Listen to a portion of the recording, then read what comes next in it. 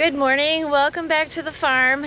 It has been a very warm week for us here in Michigan. We live in West Michigan and it's been in the 90s every day and very humid. But today it's only gonna get 89, so it's like a cool off for us. The cows have been handling the heat quite well. We've got a set of twins that have been born. I need to feed them. I did lose one calf due to the heat. I don't know. It's frustrating to lose a calf, but yet I know that sometimes with extreme temperatures, it's survival of the fittest. And she refused to drink, and so I was tubing her. And yeah, I woke up one morning and she was already gone. So it's sad to lose animals, but like I said, survival of the fittest sometimes. So with the heat, the garden is growing and I've picked black raspberries and I need to make a black raspberry pie today. Tomorrow is Sydney's birthday. Well, actually it will be today, the day that you're viewing this will be our oldest son's birthday. He is 25, so he has requested a carrot cake for his birthday, so I have to make that too. So I have to go get some bottles to feed the new babies.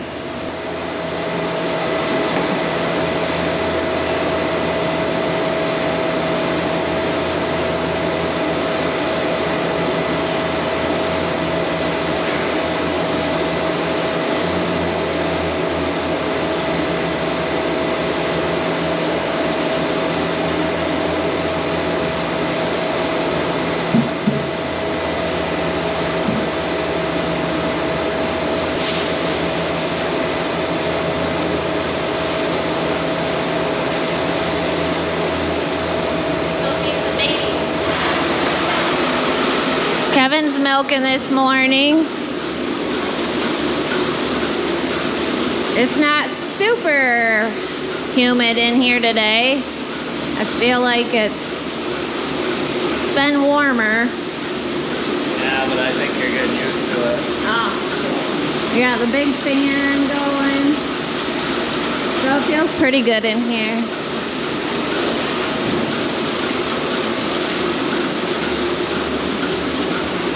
This cow's leaking, which is a good sign. It is? Yeah, because sometimes cows are dropping off in production when it's so hot. Yeah, we've fluctuated a little bit, not much. So. But, yeah, she can't hold it anymore.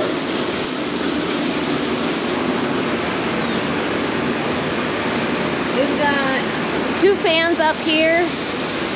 Oh, so there's a beautiful breeze right here.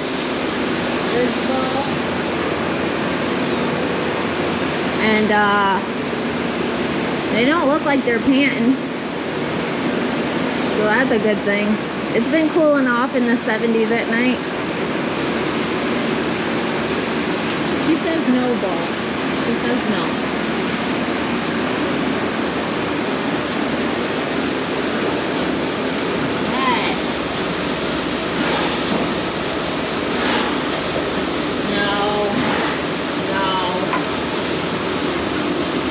Back up a little bit. Alright, I'm gonna feed these babies. Come here.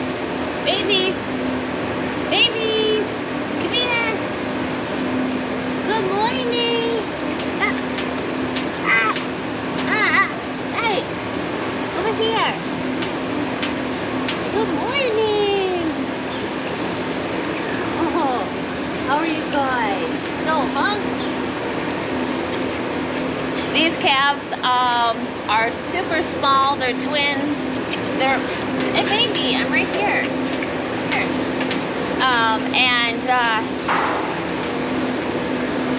Mom wasn't very big herself, so these twins are pretty small.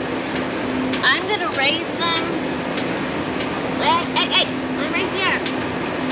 Right here. Come here. I haven't moved.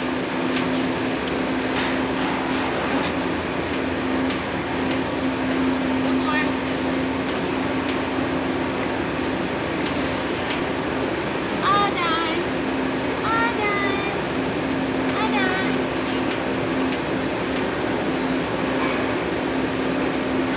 will see you tonight. The cow barns are staying cool. So the second group is up in the parlor. Sanders just scraped it, cleaned it up, bedded free stalls. So they are good for the day. Then tonight we'll do the same thing. Sometimes cows like to bunch, so we have all these fans here throughout the all the barn. And it's got a beautiful breeze in here, but still sometimes you'll notice cows will bunch, and a lot of times they'll bunch where there's not even a breeze. It sometimes makes no sense why they even bunch. So a couple times during the hot afternoon we'll come in here and just kind of spread them all out. It doesn't make sense why they bunch in the heat, but that's what they do. See how they're kind of bunching right here?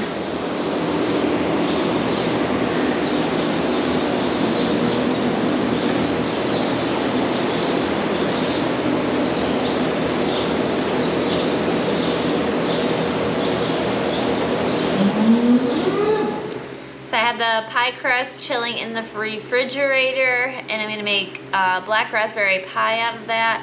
I have probably enough black raspberries to make 2 pies, but I will see if I can get 4 crusts out of that recipe of pie dough. I think it only makes 3 crusts. That's as far as I've gotten on that, and then I just shredded the carrots for the carrot cake. I have the fan on in the house. It is a little bit warm in here. We have not turned the AC on in the house yet. We didn't at all last year. Kevin and I really just believe that this is a great time of the year for our bodies to just get used to the temperature and also detox. We believe that sweating is very important for both of us to detox, and this is the easiest way for us to detox without having to work out or go to a sauna or something like that, just sweating. So we haven't turned the air on, and I don't know, today it's pretty comfortable, but you kind of just get used to it, and it cools off at night. So as long as you have a fan in the window, it cools right off, and we've been sleeping fine. I'm going to show you a few of the things that we've done throughout the week, and I appreciate you joining me for today's video. My project for this afternoon is to stain this deck. I high pressure washed it last year, and I bought the stain last year, and then, well, it's windy, and then I don't know, I never got around to staining it. So then I high pressure washed it again last week, and I actually went through and sanded a lot of the areas, because if you can see here, this board here is an example. The last stain I put on was kind of like a paint stain. It was really a solid stain, or a solid color, and it was hard to come off. So after 2 power washings, some of it still didn't come off. So I actually took what grit sandpaper I had and tried to get it off the best I could. So we're going to see how it turns out. Even though there is some still in the grooves yet, I'm not too worried about it. But I do need to get this sealed again and get it looking better. We'll just choose a random board here. I feel like it needs a good soaking of this stain. So I have 2 gallon. My deck here, my porch here is what is that, 10 foot? 10 by 10? Yeah, I have 2 gallon. Maybe I can go over it twice. Well, it's coming along real nice. You can see where I haven't done and where I did, and I did read the directions on the can. It did say to put 2 light coats on, so it is recommended to do 2 coats. But yeah, I'm kind of liking how it is. I'm hoping the second coat doesn't make it darker because I kind of like this color. But we'll see. And for all of you that are screaming at the computer or your device while you're watching this, yeah, I only high pressure washed it. I did not put any stain remover or stripper down. I just cleaned it. That's it. And then I sanded it. And I know it's not the way I'm probably supposed to do it, but that's the way I did it. Here's the finished look of the deck. I think it turned out real well. I put 2 coats on, and good thing I did. Good thing I bought 2 gallons because I definitely needed all 2 gallons. So this should last for a couple years at least, I would think.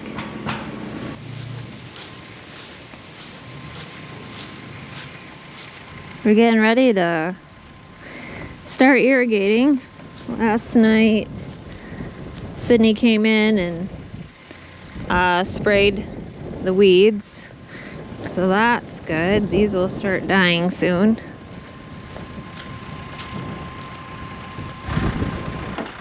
Alright, Paul.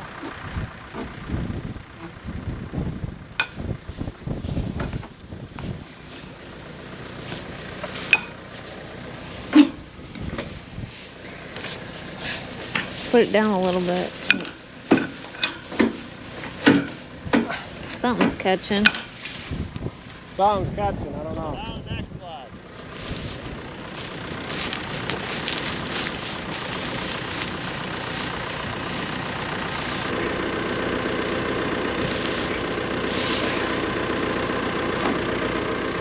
Paul!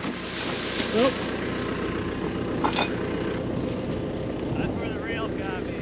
What's that? That's where the rail's gotta be. Yep. 3 pipe.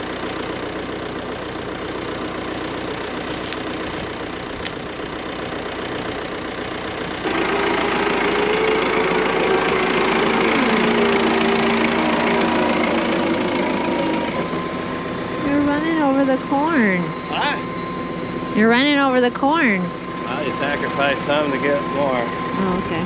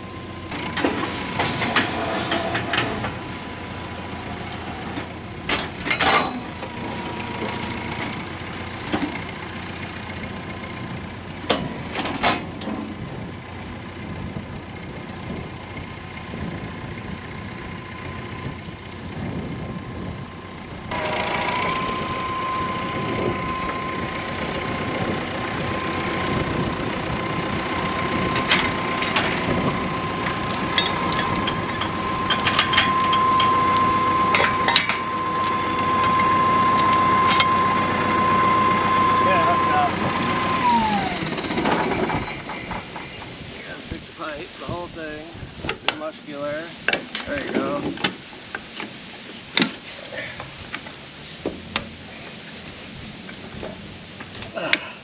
There we go. Okay. If you and your beauty want to walk up, make sure all of them are latched. All the hooks are good, so he's gonna start it up and just flush it out. We're not gonna pump till this evening. So probably when the wind dies down a little bit, because it's kind of windy today. But we can flush out the system and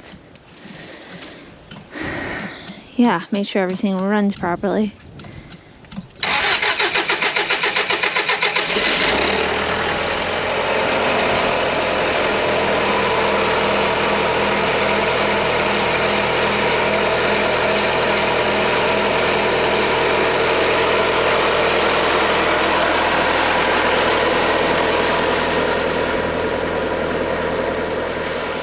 So Mackenzie's here today. She's going to tell you all about her soap making business and how you guys can order some if you would like some.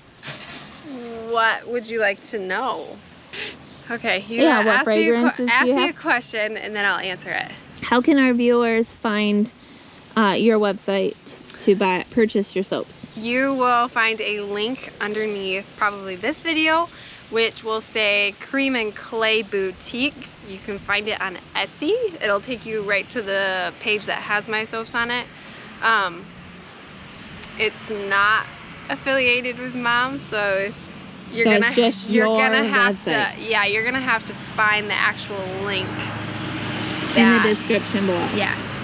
And I'll keep it in the description. I'll put it all down there so you guys can all see it. Yes. Yep. And that'll go through, like, it'll have the list of what soaps I have, how many I have. So do you have a lot available right now? I think I have 10 different fragrances available right now. Wow. Yes. Don't quote me on that. Maybe 8. 8 different kinds. Not a lot. I'm trying to make more right now. It has been hot out, so some of my soap has been exploding. So we're trying to get there. It's different being at a different house and a different setup. And so hopefully I'll have a lot more coming out for you guys soon. Let me know if you guys have any preferred fragrances that you like, as long as they're natural. I'd like to keep my soap as natural as possible. And yeah, so I'm trying to have as many of your guys the normal fragrances out as possible, like lavender. I have eucalyptus.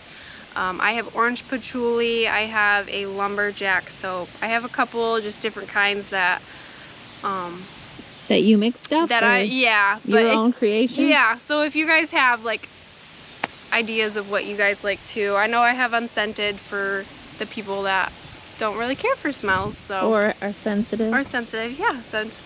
We had to get out of the wind because it got all of a sudden very windy, but look at all the blackberries. Black raspberries, I should say. What? She's eating them all. So if you have any questions, just feel free to message me through that Etsy shop.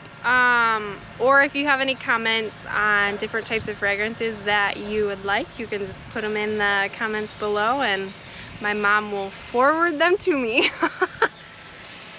Anyways, that's probably the last time you'll see me for a little while. I'm gonna go home. Bye!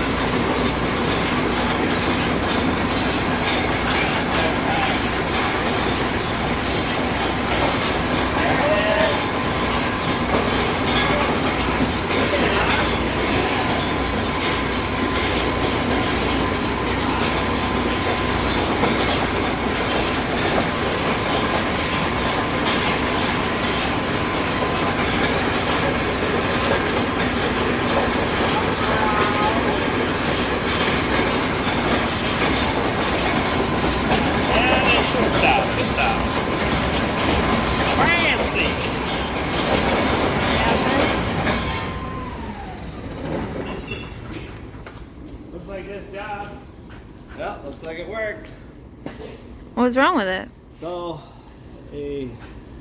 what was wrong with it, there's a safety feature on the little tie arms, because this is string tie, not net wrap. There's a safety feature, and somehow either them little tie arms got caught or something. That's all? That's all. It popped. The main linkage has a Safety, ball, has a safety pop ball, thing, popped it out. a safety feature in it. So either he made the bale too big or he had something in the way that caused it to pop up. So it was an easy fix. Yeah. That's good. So Good for him, good for you. So I'm gonna cycle it through a few more times, make sure it works. Cool bales and And if I had some hay to bale, I'll go bale some. We could. should. Try it out in case it does it again, like I don't think when it will. with hay in it. Oh. So, alright, fire it up, we'll trip it.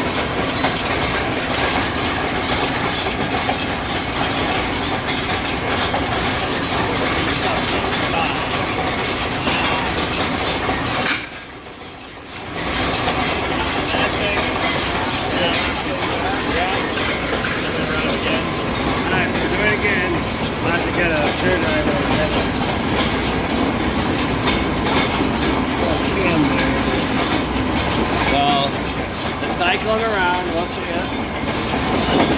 And I'll show you when it comes out.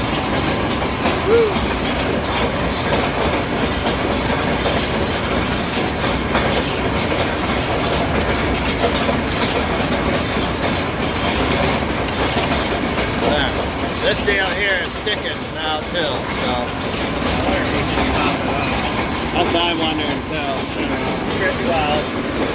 Pop it off here.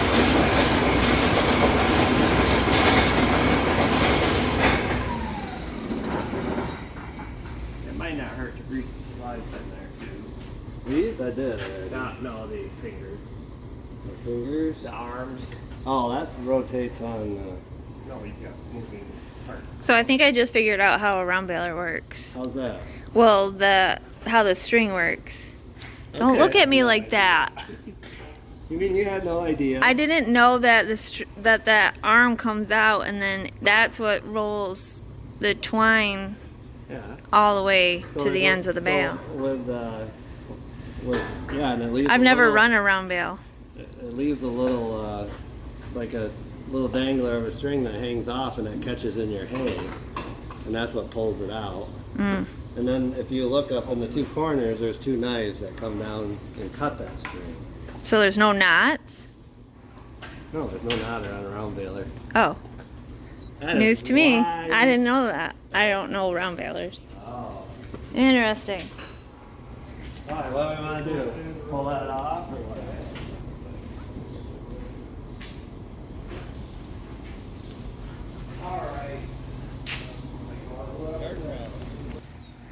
We can't have a garden rabbit. Sandra's little meat rabbit got out. He has a meat rabbit, but we're not gonna eat him as meat. He's just a pet. Mr. Rabbit. I don't think he even has a name. Just call him Mr. Rabbit. What are you doing?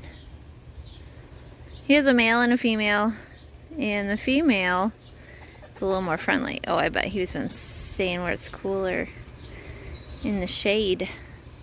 My garden's starting to grow. My green beans are getting flowers.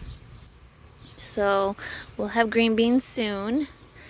I have pole beans that are gonna grow up here. Quick little tour, I guess, even though I wasn't planning on doing this. I have cucumbers growing up this side of the trellis. And then all this nasturtium flowers that came from seed from last year. So I just let that grow. The sunflowers, they also just pop up everywhere. So I let those two grow, even though Sunflowers usually put down a chemical into the ground that keeps other plants from flourishing and growing real well, and you can actually see it with these pole beans. These ones here are starting to trellis all the way up here, and then it gets smaller, smaller, and smaller.